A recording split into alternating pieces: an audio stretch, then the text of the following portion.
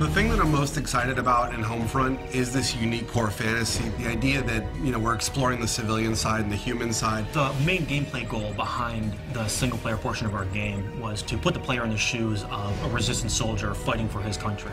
Everything that we did comes out of that.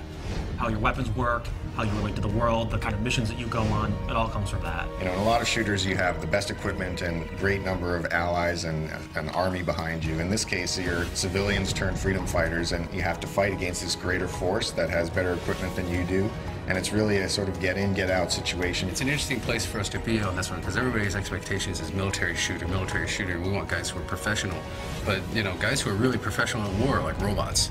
And for us, they're not professional military people. They're resistance fighters. They're all civilians. When it comes down to realizing this world, this fallen America, this occupied America in the game, we really wanted to establish some key moments or key shots where you come out of an opening and you see this big, huge, expansive environment revealed before you.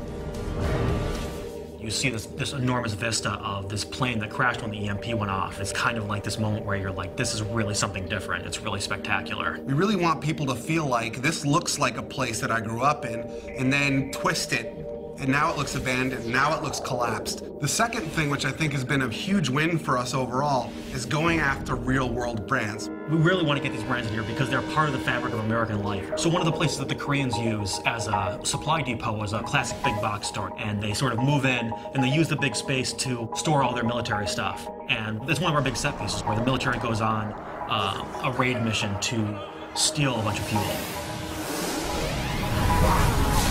Consequence of violence is something that we're focusing on in the game. War is not a pretty thing, and there's not always lots of positive events that come out of it. It's actually very dark and tragic, and we want to show that element in Homefront, which you don't really get in a lot of shooters. Jake, just put them out of their misery. Who's shooting? Let those bastards go! In an average FPS, you'll blow through 30 to 100 guys every 15 to 20 minutes or so. And you sort of get this what we call massacre fatigue. When you stop even caring, you don't even realize that you're killing humans. But what we're trying to do is really attach emotion to that it actually, there are consequences to violence. Please form a single file line and have your papers ready for inspection. How am I supposed to make the player feel or care about the fact that they're killing when that's the whole goal of the game? But that's really the fundamental crux of what we're trying to achieve. Your character in the game, his name is Robert Jacobs. He's a former pilot. He's recruited by the Resistance because they need a helicopter pilot. So Boone is a former police officer. He's the leader of the current Resistance cell and sort of the father figure of the whole unit. He's less about killing the Koreans and more about what can I do to free my people. Connor is really the key combat figure of the group. He's a little on the wild side. He's not conventional, but he's really a valuable man to have in a fight. And Rihanna is born and raised in upstate New York. She was kind of the hunter in the wilderness, and she just felt the call to join the Resistance and do whatever she could about it. The final character is Hopper. What makes him really interesting is he's a Korean American, and he has scars on his face from race riots that happened in the early parts of the war.